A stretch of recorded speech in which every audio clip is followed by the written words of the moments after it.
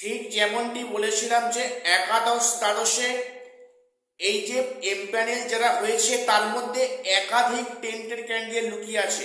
এটা অবশ্য আমি একা বলছি না, এটা বিভিন্ন জন এটা অভিযোগ করছে এবং এ নিয়ে অলরেডি হাইকোর্টে কেসও হয়েছে যে সেখানে যে একাদশ দ্বাদশে ফাইনাল মেরিট লিস্ট প্রকাশিত হয়েছে সেখানে একাধিক এবং সেখানে শয়ে শয়ে কেন সেখানে কয়েক হাজার টেন্টেড ঢুকে আছে এবং কমিশন যে শুধুমাত্র দুজন টেন্টেডকে বাছাই করে খুব একবার কৃতার্থ করেছে এমনটা নয়, সেখানে কয়েক হাজার এবং হাজার থেকে 1200 প্রায় সেখানে টেন্টেড লুকিয়ে আছে যারা 2016 মানে টেন্টেড টিচার্স এবং নন টিচিং স্টাফ।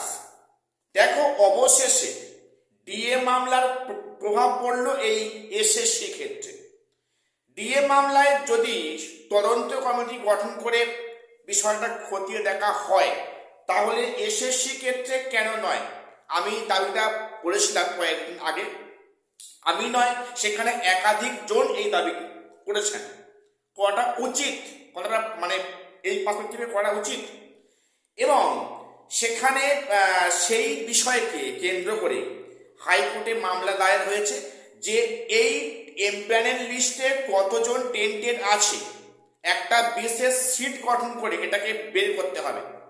এটা কমিশন বের করবে না, সেটা তোমার আমার ক্ষেত্রে বের করা মানে সমস্ত সম্ভব হচ্ছে না।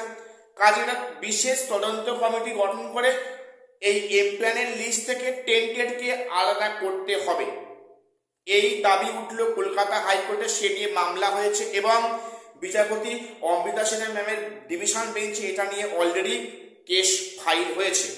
সেখানে বিচারপতির তরফ থেকে কমিশনকে হলফনামা দিয়ে মানে জানাতে বলা হয়েছে যে অ্যাকচুয়ালি এই বিষয়টা নিয়ে কমিশন কি ভাবছে, এর মধ্যে আদৌ এখনো টেন্টেড আছে কিনা, কমিশনের কি বক্তব্য। শুধু তাই নয়, এখানে যিনি পিটিশনার আছেন ওনারা পরিষ্কার নাম উল্লেখ করে টেন্টেডকে চোখে আঙুলে দেখে দিচ্ছে যে এরা টেন্টেড। সেখানে কমিশন কি বলছে যে আপনার টেন্টেড ধরিয়ে দিন, আমরা বাদ দেবো। তাহলে কমিশন এখানে কিচ্ছু করার নেই। কমিশনের যে এতগুলো ছাঁকনি পদ্ধতি আছে সেখানে তারা যে প্রত্যেককে গলে গলে আজকে এই অবধি এসছে, ভেরিফিকেশন, ইন্টারভিউ, দুবার যে চেকিং হলো তারপরেও নাকি কমিশনের ছাঁকনিতে সেটা ধরা পড়েনি যে কার টেন্টেড। তাহলে প্রশ্নটা কি ছাঁকনির তলায় কি করে ফুটো ছিল বা কোনো ছিদ্র ছিল? এই প্রশ্নটা বারে বারে অনেকে আসছে, এতগুলো প্রক্রিয়া সে টপকে কিভাবে এখানে আসতে পারে। এবং এই যে দুজনের নাম প্রকাশ করেছে কমিশন, এই দুটো আই ওয়াশ মাত্র, ভিতরে ভিতরে ভুরি ভুরি মানে 1000 থেকে 1200 বললাম, এই সংখ্যাটা আরো বেশি হবে। এতগুলো কি করে কমিশনের চোখের ফাঁক দিয়ে ঢুকতে পারে, নাকি এখানে অন্য কোনো ঘাবলাবাজি কাজ আছে? একটা মানে বিষয় দেখো, যে সমস্ত ক্যান্ডিডেট 2016 গ্রুপ সি গ্রুপ ডিতে টাকা দিয়ে চাকরি পেয়েছে, গ্রুপ সি গ্রুপ ডি মতো পরীক্ষায় টাকা দিয়ে চাকরি পেয়েছে, তো সেই প্রার্থীরা কি করে এবারে এসএসসিতে 11-12 সেখানে এমপ্যানেল হয়েছে উইদাউট এক্সপিরিয়েন্সের 10 মার্কস না নিয়ে? একটু ভেবে দেখো, নন টিচিং স্টাফে গ্রুপ সি কিংবা গ্রুপ ডি কাজ করতো, বিএড কোয়ালিফিকেশন রয়েছে, তো সেখানে তারা কিন্তু মানে সেখানে তারা টেন্টেড ক্যান্ডিডেট। তাহলে সেই ক্যান্ডিডেট কি করে একাদশ দ্বাদশের পরীক্ষা সফল হলো এবং উইদাউট এক্সপিরিয়েন্সের 10 মার্কস তারা এমপ্যানেল হয়েছে? এটা কি করে, এটা কোন অদৃশ্য জাদু বলা সম্ভব? এর পিছনে কে বা কারা হাত আছে এটা আগে বের করা উচিত করে তরফ থেকে।